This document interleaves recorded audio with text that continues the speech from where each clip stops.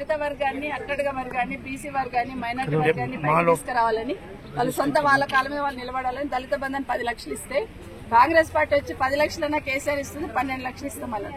ఈరోజు మీర్ఖాన్పేట రాగానే ఒక ఇంటి ముందు కారు ఆపితే వాళ్ళు వచ్చి చెప్తున్నారు, అమ్మ కేసీఆర్ ఇచ్చినాడు, మాకు కనీసం రోజుకు ఒక 1000 రూపాయలు మిగులుతున్నాయి, మాకు మా బిడ్డ పేరు మీద అకౌంట్లు వేసుకుంటున్నాం, చిన్న పాప పేరు మీద అని చెప్తున్నారు. ఒక దగ్గరికి వెళ్ళాను, బతుకమ్మ చీరలు కేసీఆర్ ఉన్నప్పుడు ఖచ్చితంగా బతుకమ్మ చీరలు, బతుకమ్మ పండుగ వస్తుందంటే కేసీఆర్ చీర వస్తుందని చాలా మంది ఎదురు చూసేవాళ్ళు. కేసీఆర్ ఒక్క చీరనే ఇచ్చినాడు, నేను వస్తే 2 చీరలు ఇస్తా అన్నాడు. ఒక బతుకమ్మ పోయింది, ఎదురు చూసిన మాడబిడ్డలు 2 చీరల కోసం, రెండో బతుకమ్మ పోయింది 2 చీరల కోసం, 4 చీరలు బాకీ. తెలంగాణ రాష్ట్రంలో ఉన్న మా అక్క చెల్లెళ్ళందరూ మీ కాంగ్రెస్ పార్టీలు మీ ఇంటికి వస్తే 4 చీరలు లెక్కడిగి ఓట్లు అడగమని చెప్పండి. ఎందుకంటే ఈరోజు అట్లా మోసం చేశారు. ఇచ్చిన ప్రతి హామీని మోసం చేసి మోసంతోనే పబ్బం గడుపుకుంటున్న ఈ ప్రభుత్వానికి ఈ ఎన్నికల గుణపాఠం చెప్పకపోతే మళ్లీ వాళ్ళు ఆడిందాట పాడిందే పాట చేస్తారు. ఖచ్చితంగా వాళ్ళ కర్రుగాల్చి వాత పెట్టాలని తెలంగాణ రాష్ట్ర ప్రజలందరినీ కోరుతాం. కేసీఆర్ సార్ ఉన్నప్పుడు రైతు బంధు వచ్చింది, ప్రతి ఒక్క వస్తువు వచ్చింది, అమలు చేసే పనులన్నీ నడిచినాయి. కాంగ్రెస్ ప్రభుత్వం ఏ పనులు నడచలేదు. మేడం మాకు 80,000 అప్పుంటే అప్పు కూడా మాఫీ కాలేదు.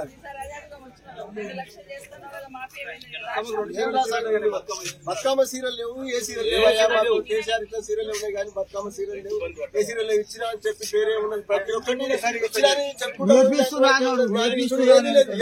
పనులు కూడా చేసుకోలేదు. యూరియా కాడ మేడం జరంత పొలం ఉంది, అదే పొలానికి వరి నాటినాము, ముదిరిపోయింది. యూరియా కాడ 10 సార్లు తిరిగినా, నేను రాలేదు. లైన్లలో వాడి టోకన్లు తీసుకొని ఇది రాలేదు. నా చేతగాని పంటకి నా పిల్లగాలతో పోయి తీసుకొచ్చినాము. అది ఏరియా కూడా రాలేదు. పంట చేను పొట్టకు వచ్చినాక దొరకలేదు. ఏరియా ప్రైవేట్ కి దొరికేది కానీ ఇప్పుడు అట్లా కూడా దొరకలేదు. ఫ్రీ బస్ అన్నాడు కదా, 2 రోజుల నుంచి మొగోళ్ళకేమో డబుల్ చార్జ్ చేస్తున్నారు. మరి మొగోళ్ళ జబ్బులకి మీ పర్సనకి